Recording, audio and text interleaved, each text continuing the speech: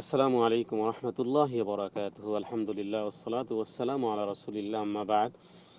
সম্মানিত দিনী ভাই, মাহবুব ভাই তিনি প্রশ্ন করেছেন যে আমাদের দেশে প্রচলিত একটি কথা আছে প্রসিদ্ধ, এবং আমাদের বাংলাদেশের প্রতিটি রমজানের ক্যালেন্ডারে লেখা থাকে রমজান মাসকে তিনটি ভাগ করা হয়েছে। প্রথম দশক রহমতের, দ্বিতীয় দশক মাগফিরাতের, আর তৃতীয় দশক হলো দোজখ থেকে মুক্তি।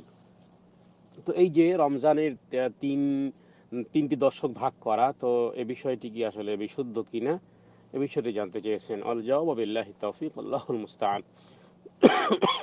সম্মানিত দিনী ভাই, মূলত রমজান মাসকে এভাবে করে তিনটি ভাগ করার একটি হাদিস রয়েছে, তবে তাহকিক অনুযায়ী সে হাদিসটি জয়ীফ হাদিস।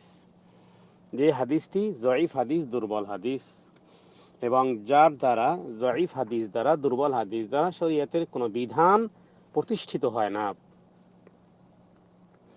সুতরাং সেটি প্রত্যাখ্যাত। এই কারণে যে বিশুদ্ধ হাদিসে সাংঘর্ষিক, বিশুদ্ধ হাদিসের সাথে সাংঘর্ষিক। রমজান যখন শুরু হয় সেদিন থেকে রহমত, বরকত, মাগফেরাত সব সেদিন থেকেই শুরু হয়, রমজানের শেষের দিন পর্যন্ত থাকে। রমজানুল মোবারক আরম্ভ হওয়ার সাথে সাথেই বেহেশতের দ্বার খুলে যায় এবং জাহান্নামের দরজা বন্ধ করে দেওয়া হয়। তার মানে রহমত, মাগফিরাত, নাজাত প্রথম দিন থেকেই। হাদিস সহিহ বুখারী এবং মুসলিমের, ইদা দাখালা রমাদানা ফুতিহাত আবওয়াবুল জান্নাহ ওয়া গুল্লিকাত আবওয়াবু জাহান্নাম ওয়া সুলসিলাতিশ শায়াতিন, মুত্তাফাক আলাইহির হাদিস। যখন রমজান মাস আসে, শুরু হয় রহমতের, সমস্ত রহমত শুরু হয়। বেহেশতের দরজাসমূহ যেহেতু খুলে দেওয়া হয়, জাহান্নামের দরজা বন্ধ করে দেওয়া হয়, তার মানে নাজাত, জাহান্নাম থেকে মুক্ত, আর শয়তানকে শিকলে বন্দী করা হয়।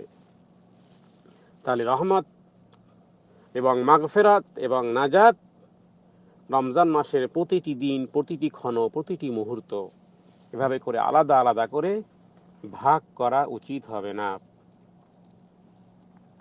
বুখারীতে একটি হাদিসে রয়েছে যে যখন রমজান মাস শুরু হয়, ইন্না ফিল জান্নাতি সামানিয়াতা আবওয়াবিন ফিহা বাবুন ইউসাম্মা রায়্যান লা ইয়াদখুলুহু ইল্লা সাইমুন। বেহেশতের 8টি দরজা রয়েছে, তার একটির মধ্যে নাম হলো রায়্যান, রোজাদার সেদিন প্রবেশ করবে। ইবনে মাজাতে হাদিস রয়েছে যে রমজান মাসের প্রথম রাত থেকেই। এই হাদিসগুলো বিশুদ্ধ, এই হাদিসগুলোর সাথে সাংঘর্ষিক যেটি আমাদের দেশে প্রচলিত। অর্থাৎ ভুলটা আমরা জানি, কিন্তু অন্য শুদ্ধগুলো আমরা জানি না, এবং ভুলটাই প্রচলিত হয়েছে। ইবনে মাজা প্রথম খণ্ড হাদিস নম্বর 1331। আবু হুরায়রা রাদিয়াল্লাহু তাআলা আনহু তিনি বলেন, রাসূলুল্লাহ সাল্লাল্লাহু আলাইহি ওয়াসাল্লাম বলেছেন, রমজান মাসের প্রথম রাত্র থেকেই শয়তান এবং দুষ্ট জিনদেরকে বন্দী করে দেওয়া হয়, জাহান্নামের সমস্ত দরজাগুলো বন্ধ করে দেওয়া হয় এবং একটি দরজাও তার খোলা থাকে না। শুধুমাত্র তাই নয়, বরং বেহেশতের সমূহের প্রতিটি দরজা খুলে দেওয়া হয় এবং একটি দরজাও বন্ধ রাখা হয় না, এবং এক ঘোষণাকারী ফেরেশতা তিনি ঘোষণা করতে থাকেন, কি, ইয়া বাগিয়াল খাইর আকবিল ওয়া ইয়া বাগিয়াশ শাররি আকসির।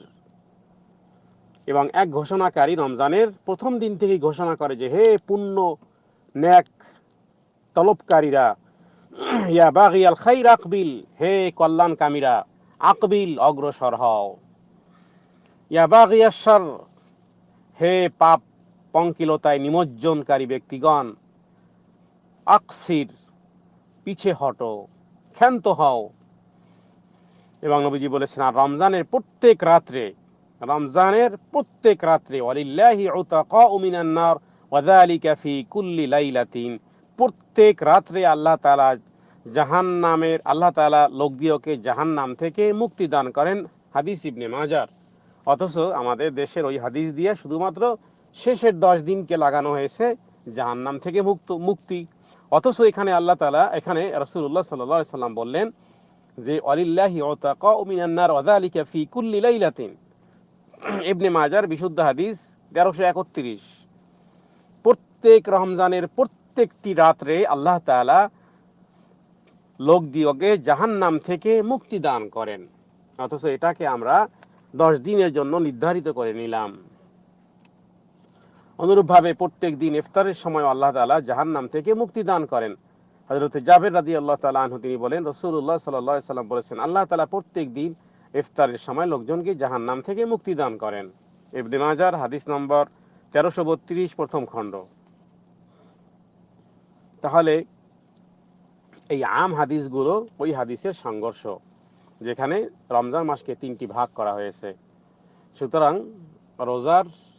রমজানুল মুবারকের রহমত এবং মাগফিরাত এবং জাহান্নাম থেকে মুক্তির প্রতিটি ক্ষণ মুহূর্ত, এটি এমন মাস যে মাসের প্রতিটি সময় অত্যন্ত বরকতপূর্ণ, রহমতপূর্ণ এবং জাহান্নাম থেকে মুক্তি লাভের উপায় স্বরূপ। সুতরাং প্রতিটি মুহূর্তেই জিকির, তাসবিহ, তাহলিল, তেলাওয়াত, নফল ইবাদত, সদকা, খায়রাত, ইবাদত, এগুলো দ্বারা মূলত পুরো মাসটাই হলো আন্তর্জাতিক মৌসুম, ইবাদতের মৌসুম। এই মাসটি পুরো মাসই। সুতরাং আল্লাহ তাআলা আমাদেরকে এই রমজান মাসে গুরুত্ব অনুধাবন করে প্রতিটি দিন ও ক্ষণ মুহূর্তকে আমরা যাতে করে কাজে লাগাতে পারি, আল্লাহ তাআলা আমাদেরকে তৌফিক এনায়েত করুক। ওয়া সাল্লাল্লাহু আলা সাইয়্যিদিনা মুহাম্মাদিন নবিয়্যিল উম্মি ওয়া আলিহি ওয়া সাল্লাম। আসসালামু আলাইকুম ওয়া রাহমাতুল্লাহ।